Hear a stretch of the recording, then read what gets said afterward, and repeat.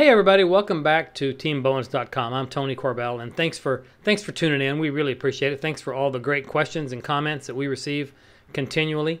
You know, we do take these questions and take the ones that we're asked over and over and over, and these are the ones that we try to answer with a little video Q&A.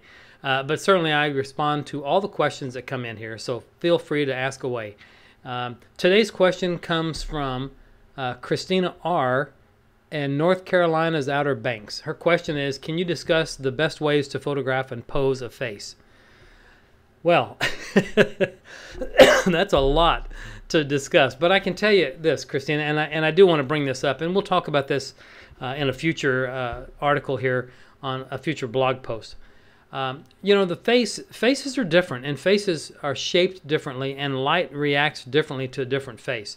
I know that for me personally, I know that when I try to make a face have dimension and depth and shape and form, I come away with a picture that I think is a little bit better. Now, it all depends on what your overall objective is. And I teach my lighting workshop students that you have to always begin with the end in mind. And what I mean by that is, if this is going to be a traditional portrait, then you do want some shadow. You do want some dimension, some ratio between highlight and shadow, 3:1 or a 4:1 ratio of light across the face. If it's fashion or a beauty shot, that's totally different, and it is acceptable in that case to have a more flat lit face with great light quality and great catch lights in the eyes and good smooth face and makeup, you know, all that. It all depends on what the subject is. I know this. I know that generally speaking, if my light is directional, if I have my subjects turned with their face back into the light, I'm almost always getting a great shot, and I'm getting good catch lights and good highlights in both eyes. For me, that's good, unless I'm trying to create drama. If it's a dramatic shot, maybe you only want a catch light or a highlight in one eye. Maybe you want one eye closed or both eyes closed. One eye. You want both eyes closed and their head turned away. Depends on what the shoot is.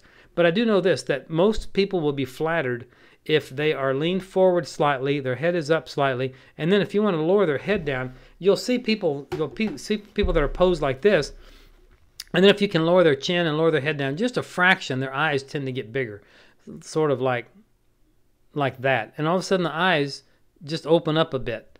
It's not a huge thing, and it's not a big deal, but there are some things that you can do with the face and really enhance the face. But again, it depends on the shape of the face. A narrow face, you can get away with doing anything, and adding light to one side, a broader side of that face to add weight is a good thing. But then you get a face that's large and round, it might be better to have a little bit more shadowing. So it's up to you, but I do know that there's an awful lot of information here, and we will attack this a little bit more in depth. So I really appreciate the question from Christina. So we'll get this put together. We're going to put together a blog on this. I think it's a great topic. Thanks for bringing it up. Thanks again, folks. This is this is a great thing that we really enjoy doing this, and we are doing our webinars now regularly. They're all recorded. They're put on our Bowens TV channel over at YouTube, and of course tune in here to TeamBowens.com. Everything that we're up to, we'll post on here. And as well, you can see we've got an upcoming 2-day event coming up in Minneapolis in November this year.